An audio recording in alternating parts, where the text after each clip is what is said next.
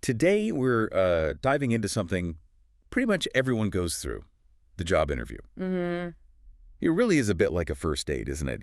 Exciting, but also kind of nerve-wracking, full of these unwritten rules. Definitely. And if you're trying to find work here in the UK, especially if you're new, well, those rules, maybe even a bit of that British humor, can make it feel really confusing, like a maze. You're absolutely right. And, despite all that anxiety people feel, it's often the same sorts of mistakes, things you can actually avoid that trip people up. Right. So our mission today really is to cut through some of that mystery, to sort of decode UK interview culture a bit and focus on those absolute no's, the things that can, sink your chances. Okay. We want to help you turn those potential slip-ups into wins, basically, help you make a really positive impression. Okay, let's get into it. What's the first big mistake our sources flag up? Often it's that question about weaknesses, right? The big no being, saying you don't have any. Yes. And what's really interesting in the UK context is how that lands. It immediately signals, well, either you lack self-awareness or you're maybe not being entirely honest. Uh-huh. British employers, they really value people who can reflect, who are committed to learning, to improving. Claiming perfection, it just suggests you haven't thought about your own development, or maybe you're hiding something. Right, they're not looking for perfection. Not at all. Yeah. Showing you're reflective, coachable, that makes you seem much more, relatable, trustworthy. So instead of pretending to be some flawless robot, you need to show that growth mindset. You pick a real weakness, something manageable, Exactly. explain how you're working on it, and then crucially link it to a positive. Like, I used to get bogged down in details, so now I actively set time limits and check in with the team to keep the bigger picture front and center. Something like that. Precisely. That's the way. And kind of building on that, this idea of being authentic but professional, let's talk about another common issue, complaining about past jobs. Our sources really highlight this as a major no, saying things like, oh, I hated my last boss, or that company was terrible. Yeah. Even if it was true, the interview is just not the place. Absolutely not. It makes you look negative, doesn't it? Yeah. Unprofessional. And they'll think, well, if you talk about them like that. Well, you do the same to us. Exactly.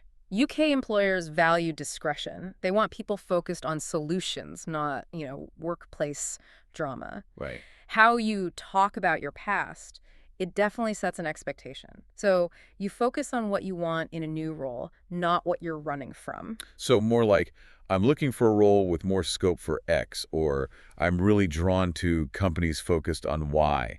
Perfect. That positive framing is key. Okay, what about sounding? Well, desperate. I've definitely heard advice against saying, look, I just really need a job, any job. That's a big red flag too, isn't it? A huge one. Employers want people who are actually interested in their specific role, their company. Saying you'll take anything just suggests, well, you might leave as soon as something else pops up. Or that you haven't really thought about this opportunity. Exactly. It suggests you're not really invested. In the UK, there's often this expectation of a certain quiet confidence, maybe? Overt desperation can seem like you lack focus or genuine interest. It can be quite off-putting. So you need to show you get the role, why you fit, and why their company actually appeals to you. Yes. Sure, you've done your research. Which leads nicely to the next mistake, one that often catches newcomers out, asking, so what does your company actually do? Oh, definitely. You have to do your homework. Asking that makes you seem, unprepared at best. Disinterested, maybe? Or just lazy. Right. It implies you haven't bothered. Basic research shows respect for their time and for your own career path. Prepare some thoughtful questions based on what you found out. Okay, so showing genuine interest is vital. What about the opposite end of that, appearing totally passive? Yep. Like when they ask, do you have any questions for us? So you say, nope, I'm good. Yeah, that's another pitfall.